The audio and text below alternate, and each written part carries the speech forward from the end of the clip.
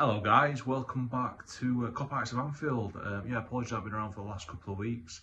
I had some stuff going off, but yeah, now the season's done, I wanted to kind of look back at some stuff we've seen in the media over the last week, and something in particular what caught my eye was some comments from Andy Robertson, who spoke on, I think he did like an interview or sit down with Ian Wright, talking about what happened during pre-season. And there's a couple of comments I want to pull up, and which may make sense to why we struggled at times to be involved for a full 90-minute game. You saw us play a lot in 20-minute bursts of a game, but then for the rest of the game we struggled to keep that kind of performance up and that momentum in the games. So, disclaimer, I haven't had time to sit down and watch the entire interview, so I'm going to have a couple of snippets, see what he's had to say, and then when I've actually had time to watch the full interview, I'll probably do another video going in a little more detail about that. So he went on to say, I think for the world of football it was tough enough talking about Diogo Jota. It's one of our best mates, it was tough, the defender added, and obviously from a point of view that we had a disrupted pre-season, you know, certain things we had to do and certain things we had to be respectful towards in terms of how we're dealing with terms of grief. We couldn't have the manager or the sports scientists push us too hard too early because of what we were going through, and they were going through the exact same.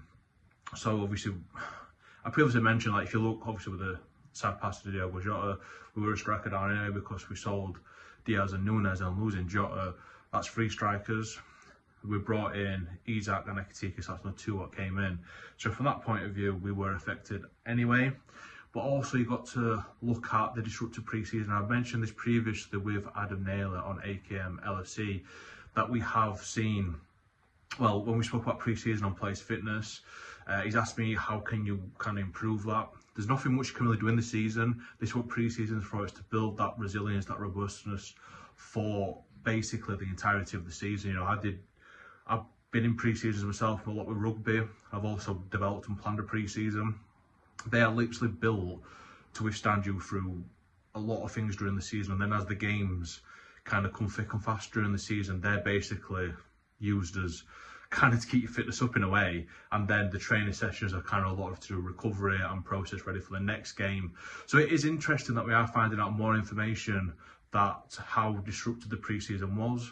I think it's got a link to the drop in performances, especially how we've struggled to really, I think there's only one game I can say where I saw us play well for a full 90 minutes, and that was with the Real Madrid game, which we won 1-0. Apart from that, we'd play well in 10, 15, 20-minute spells, and then for the rest of the game, we'd look slow, lethargic. I do think part of that, obviously not all of it, is due to the disruption during pre-season, and it definitely put us on a back foot going into the season. So yeah guys, it's just a quick one from me today to touch base again, have a brief talk around that, and like I said, when I get a chance to sit down and watch the entirety of that interview and can hear what he says in detail about it, I will probably jump back on and do another video again. But please let me know your comments in the comment section, what you thought about it. Make sure you drop us a like as well and subscribe if you're new around here. Thank you all for watching this episode.